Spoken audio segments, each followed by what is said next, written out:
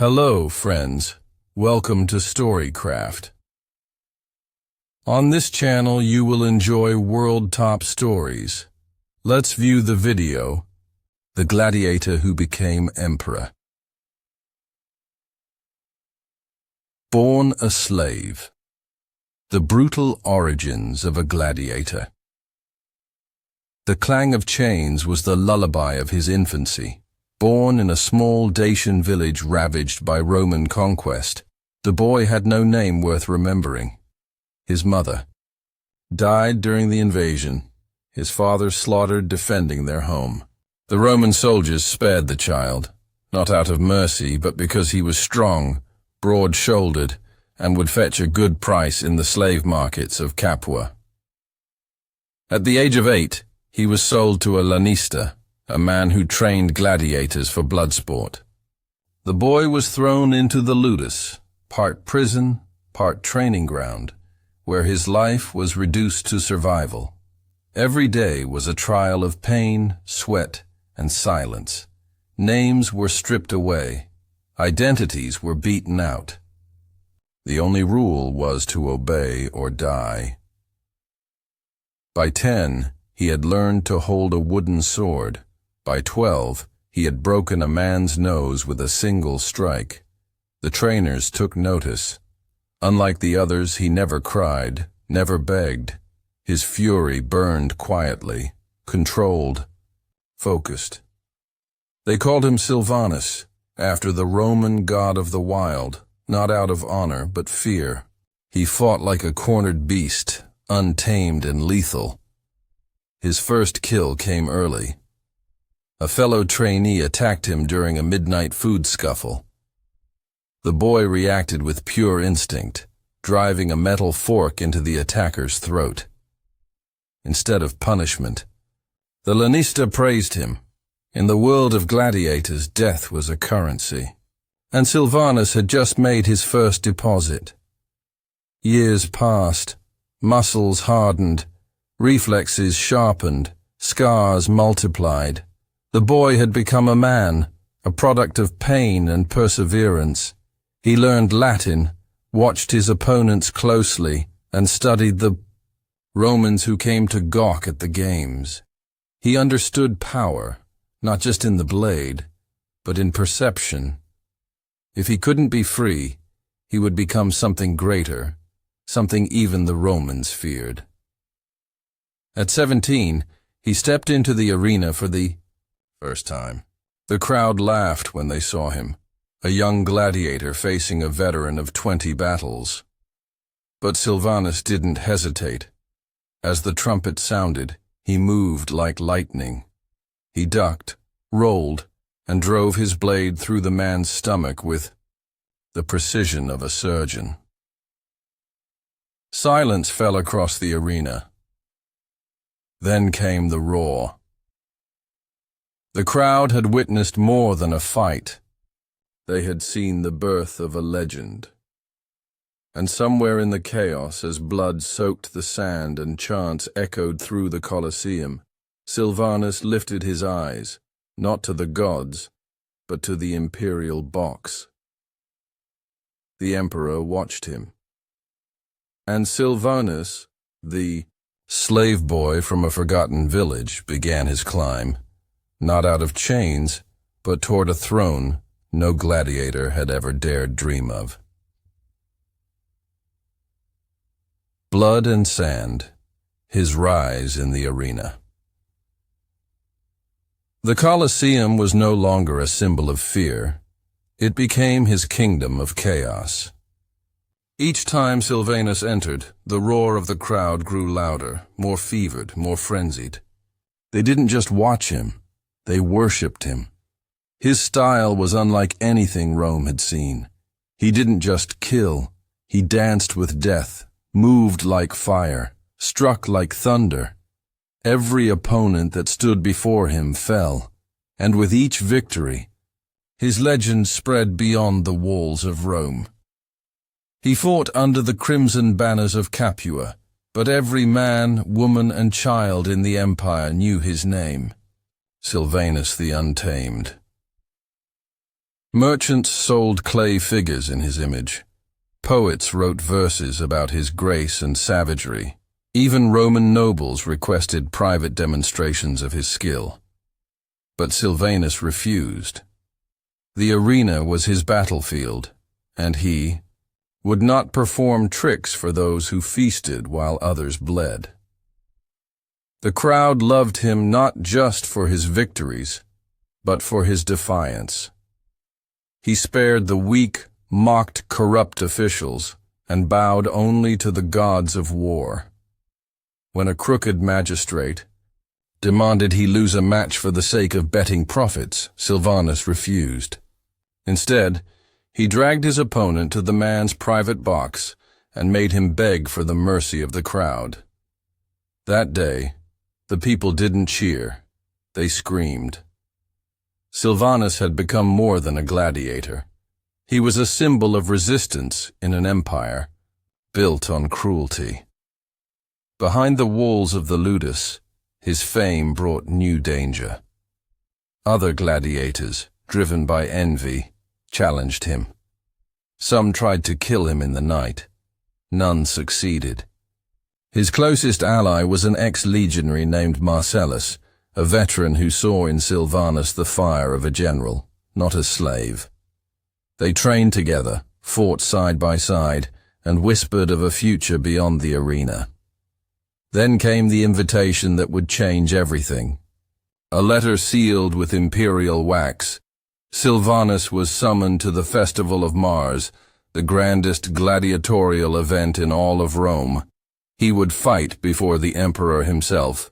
The prize wasn't gold, it was freedom. The day arrived with sky as red as spilled wine. Rome buzzed like a hive. Senators, nobles, generals, even foreign kings had gathered for the blood spectacle. The emperor, draped in imperial purple, sat upon a throne of ivory and gold, eyes fixed on the gate where champions entered. Silvanus emerged in full armor, plated bronze glinting like sunlight on a blade. His helmet bore no crest, no plume. He needed no decoration. The crowd erupted, dust rose, trumpets blared. His opponent was a giant from Germania, a beast of a man said to have killed lions with his bare hands. The fight was brutal. Bone against metal, fury against technique. The German fought with rage, Silvanus fought with purpose. He took hits that would have crippled others, rolled through strikes, and finally, with one calculated movement, drove his gladius deep into the giant's chest. The arena fell into silence. Silvanus stood, breathing heavily, blood dripping from his blade. Then he looked up, straight at the emperor. The moment stretched like eternity. And then the emperor rose. With a single gesture, he pointed his thumb upward. The crowd exploded. Silvanus was no longer a slave. He was a free man. But freedom wasn't enough. Because in the eyes of the people, Silvanus had already become something greater. He was their champion, their voice, their fury. And Rome had no idea what was coming next. A fighter's mind, winning the crowd and the Senate. Freedom changed nothing and everything. Silvanus no longer bore chains, but he still lived in the shadow of the empire that had stolen his youth. Yet now, he moved through Roman streets, not as property, but as a legend. People parted for him like waves before a storm. Even senators whispered his name behind closed doors, fearful of his influence, but desperate to harness it. He studied them carefully, the patricians in their silks, the generals in their polished armor, the priests with their scrolls and riddles. Power flowed through their veins, not from strength, but from strategy. Silvanus had conquered the arena with muscle and mind. Now he would conquer Rome with both. His first step was unexpected. He declined retirement. Instead, he began training a new school of gladiators, not for sport, but for discipline, strategy, and resilience. He opened his gates to freed slaves, abandoned veterans, even orphans. They called it the Wolf's Den. What began as a training ground became a movement. It was no longer about survival. It was about rising. The Senate began to take notice. A gladiator schooling the masses in tactics. Dangerous, charismatic, even worse. Some dismissed him as a passing storm. Others saw an opportunity. Among them was Senator Cassius Varro, a brilliant, cunning politician who had grown disillusioned with the growing corruption of the empire. He invited Silvanus to his villa, not with threats, but with wine, conversation, and curiosity. For hours they debated on war, justice, the rot in Rome's heart. Silvanus didn't speak like a gladiator. He spoke like a commander. Word spread fast. A former slave holding court with senators. Rome was shifting. Soon, other senators, especially the younger, reform-minded ones, sought his ear. He was no longer just a fighter. He was becoming a voice of the people. Then came the riots. Bread prices soared. The emperor ignored the hungry. Silvanus did not. He marched into the forum with carts of grain from his own earnings and handed them out himself. No soldiers, no spectacle, just action. The people exploded in support. Crowds followed him, sang of him, painted his image on walls across the city, and that terrified the emperor. Whispers turned to threats. An assassin came in the night. Silvanus killed him without blinking. The next morning, he stood in the Senate, not as a beggar, not as a guest, but as a citizen. Rome, he said, was built on the backs of the broken, but it belongs to those who bleed for it. The chamber was stunned. Some cheered, others seethed, but none could ignore him. The emperor had rivals before. But this was different. This was a man the people loved, a man the soldiers respected, a man the Senate could not silence. The gladiator had mastered the blade. Now he was mastering the game. And in Rome, the most dangerous weapon was influence. From arena to throne. The unthinkable. Ascent. Rome was boiling. The emperor grew paranoid, locking himself within his palace walls, surrounding himself with guards, prophets, and poison tasters. The people starved, while marble fountains spilled wine for nobles. Murmurs of rebellion drifted through the taverns, temples, and market squares. At the center of it all stood Silvanus, a symbol not just of defiance but of hope. The army had watched him closely. Legionnaires who once spat on slaves now stood at attention when he passed. Veterans remembered his generosity, his courage, and his unwavering loyalty to Rome.